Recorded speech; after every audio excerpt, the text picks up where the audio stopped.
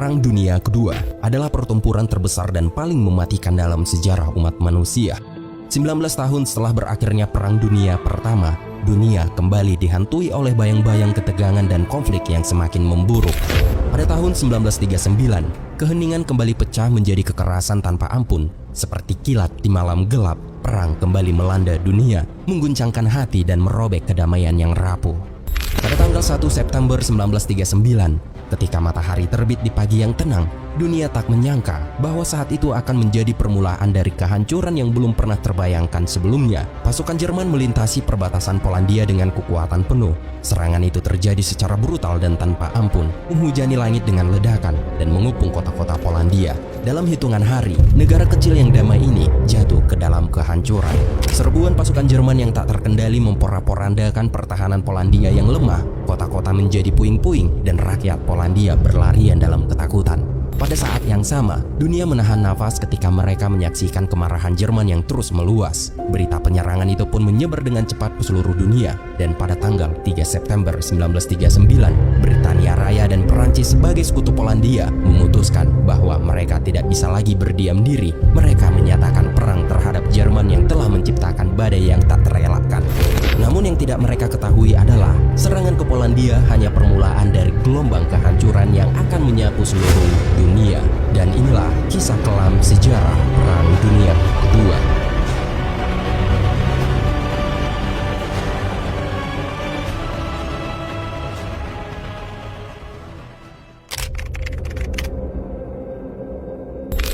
Tahun 1939, Jerman dipimpin oleh diktator Nazi yaitu Adolf Hitler. Dia meyakini rakyatnya merupakan ras unggul yang ditakdirkan untuk menaklukkan Eropa. Pasukannya telah berjalan memasuki Austria dan Cekoslowakia.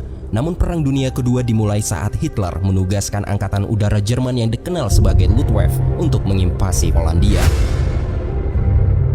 Serbuan pasukan Jerman yang tak terkendali memporak-porandakan pertahanan Polandia yang lemah. Kota-kota menjadi puing-puing dan rakyat Polandia berlarian dalam ketakutan yang sangat mendalam. Setelah 3 minggu dalam penyerangan, ibu kota Polandia jatuh ke tangan Jerman. Großen Linie. Und in diesem Augenblick marschieren gerade. Polen hat den Kampf gewählt. Und es hat den Kampf nun erhalten. Setelah Jerman berhasil menduduki Polandia, teror pun dimulai. Pasukan Jerman menangkap rabi ortodoks, kemudian mengikatnya di atap sinagoge kayu dan membakarnya hidup-hidup. Dan pasukan Jerman hanya menentukan kapan mereka akan membunuh semua warga Polandia. Sehingga satu-satunya pilihan yang tersisa bagi para penduduk adalah membela diri dan melindungi keluarga mereka sebisa mungkin. Walaupun secara perlahan-lahan semua pembantaian itu terjadi. I remember seeing the dead horses and the ruined buildings. My mother burst crying and she threw up when she saw everything that was happening. It was just such a shock. We were simply overwhelmed by the German military might. It was a feeling of being in a trap. There was no way out. The Germans started the terror immediately. They brought in the Orthodox rabbi and tied him up to the roof of the wooden synagogue and started a fire, and they all died right in front of my eyes. Setelah menduduki Polandia, Hitler hendak membentuk kekaisaran Jerman dengan menginvasi negara-negara timur. Namun Inggris Raya dan Perancis memiliki pakta dengan Polandia, sehingga Inggris Raya dan Perancis menyatakan perang dengan Jerman. Just to bring you up to date on the news of Europe, if you are just turning on your radios, Great Britain is now at war with Germany. Setelah menyatakan perang dengan Jerman, anak-anak di Paris dan London diamankan ke perdesaan. Lalu Perancis dan Inggris meminta bantuan pasukan kolonial mereka dari Asia dan Afrika. Dans le monde de maîtres et d'esclaves, nous avons à sauver la liberté et la dignité humaine.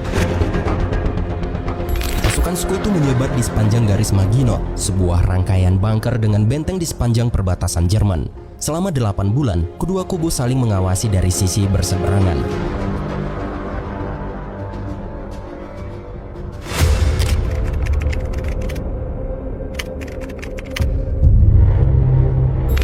Musim semi 1940, pasukan Jerman melancarkan serangan dadakan. Mereka mengintari garis Maginot dan melewati hutan Ardennes.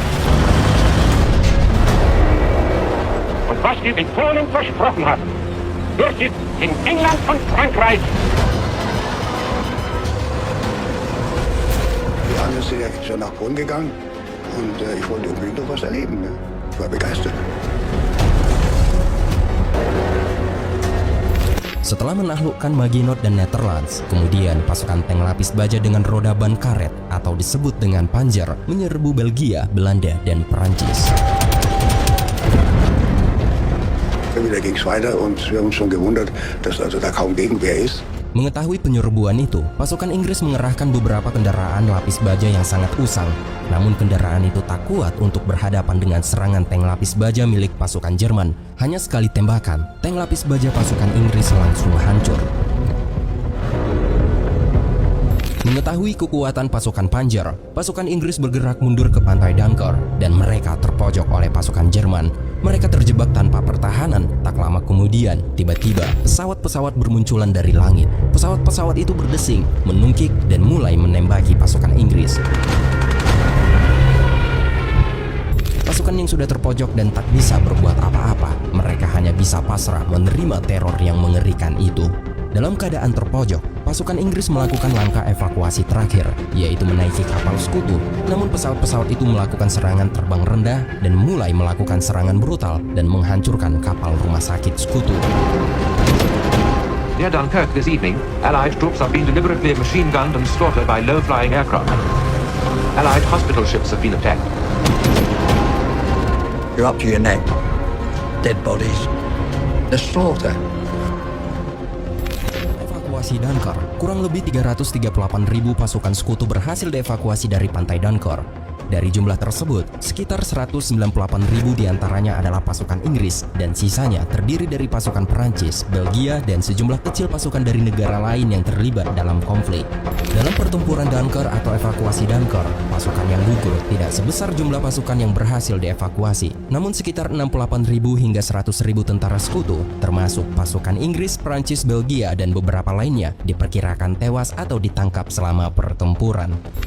Selama beberapa minggu berperang, pasukan Jerman membunuh atau menangkap lebih dari 2 juta pasukan sekutu. Dalam 21 hari, pasukan Nazi berhasil kuasai Prancis dan memasuki Paris, dan Prancis mulai menyatakan menyerah ke pihak Jerman. France has surrendered. Kemudian di Berlin, Hitler disambut sebagai bak pahlawan.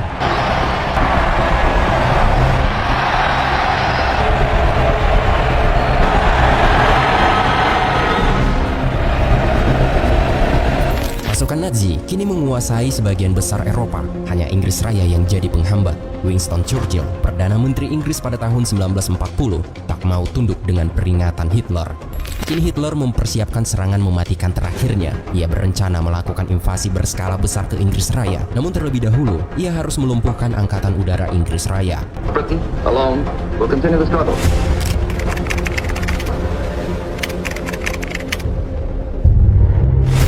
Selat Inggris, para pilot Jerman berkumpul untuk arahan terakhir. Sementara itu, setelah beberapa prajurit Angkatan Udara Kerajaan Inggris menjalankan tugasnya, Winston Churchill mengatakan bahwa mereka harus melawan dengan keyakinan dan jangan pernah menyerah. Mereka harus mempertahankan tanah air meskipun nyawa taruhannya. We are in one of the greatest battles in history. You ask, what is our policy? It is to wage war by sea, land and air with all the strength that God can give us. Victory at all costs. Without victory, there is no survival. We shall fight on the seas and oceans. We shall fight with growing confidence and growing strength in the air. We shall defend our island, whatever the cost may be. We shall fight on the beaches. We shall fight in the fields and in the streets. We shall never surrender. Setelah semua pasukan Angkatan Udara Inggris di atas tumpukan awan tebal, barulah mereka melihat musuh dan baku tembak pun terjadi.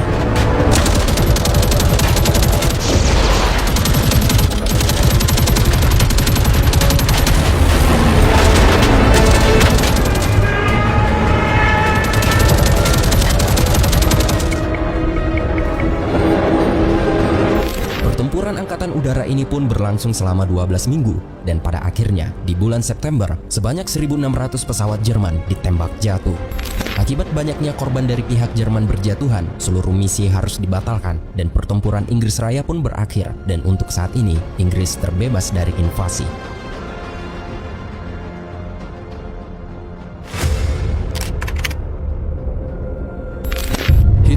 bukan satu-satunya diktator yang membayangi Eropa. Italia punya orang berkuasa sendiri, yaitu Benito Mussolini, merencanakan kesepakatan dengan Hitler dan menyiapkan militernya sendiri. Andiamo in campo contro le democrazie dell'Occidente. Corri alle armi e dimostra la tua tenacia, il tuo coraggio, il tuo valore.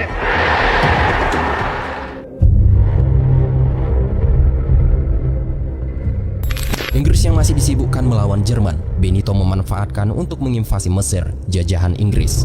Sementara itu di Eropa, ribuan tentara sekutu kini menjadi tawanan perang. Salah satunya adalah Pham Pham Kiem, tentara Vietnam yang bertugas di Angkatan Darat Inggris.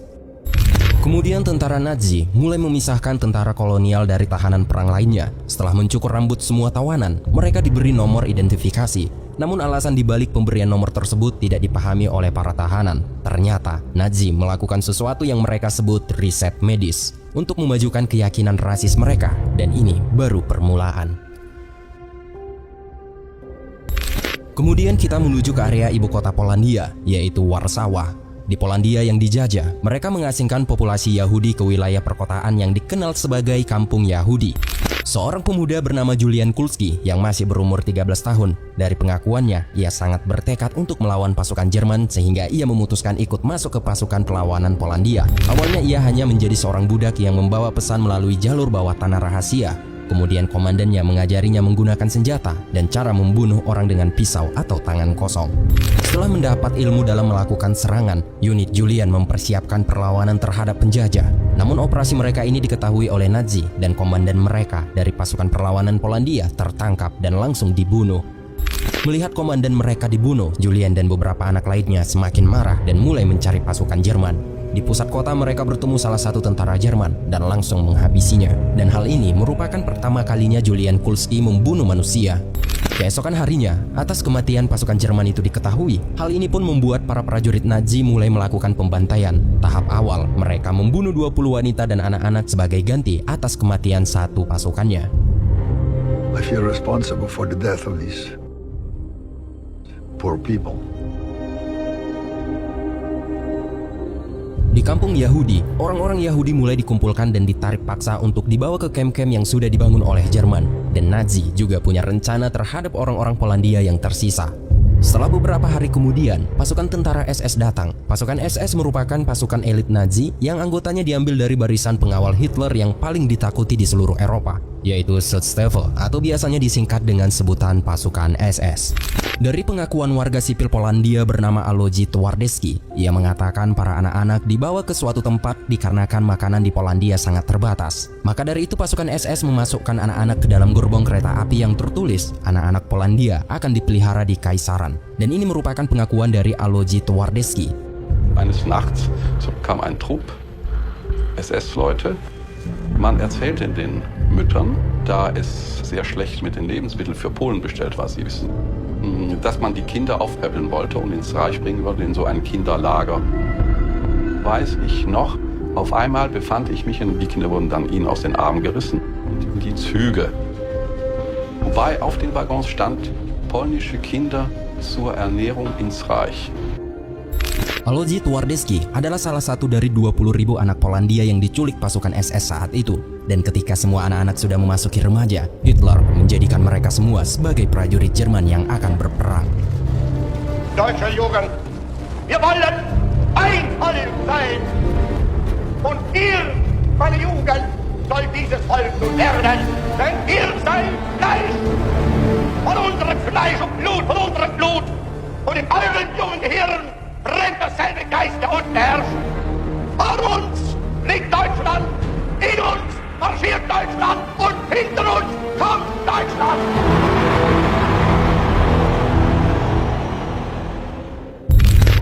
Besarnya ambisi Hitler kini sudah jelas. Dia bermimpi untuk membentuk 1000 tahun kekaisaran tanah air bagi ras unggul.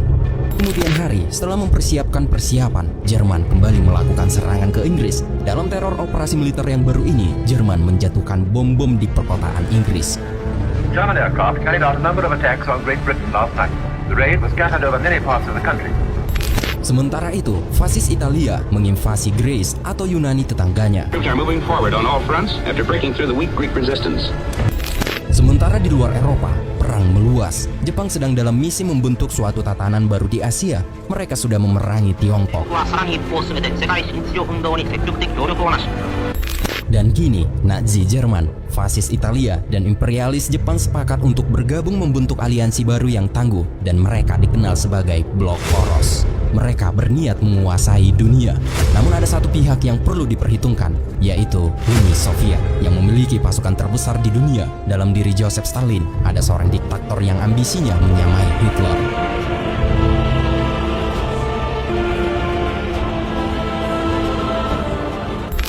Di tahun 1940 menjadi saksi perang berkobar di Eropa, dan pada tahun 1941 kobaran itu akan menyebar untuk melanda setiap sudut dunia. Dan di tahun ini Jepang mulai melakukan serangan ke Pearl Harbor melalui udara, dan film dokumenter ini pun bersambung. From the NBC newsroom in New York, President Roosevelt said if the Japanese have attacked the Pearl Harbor from the air.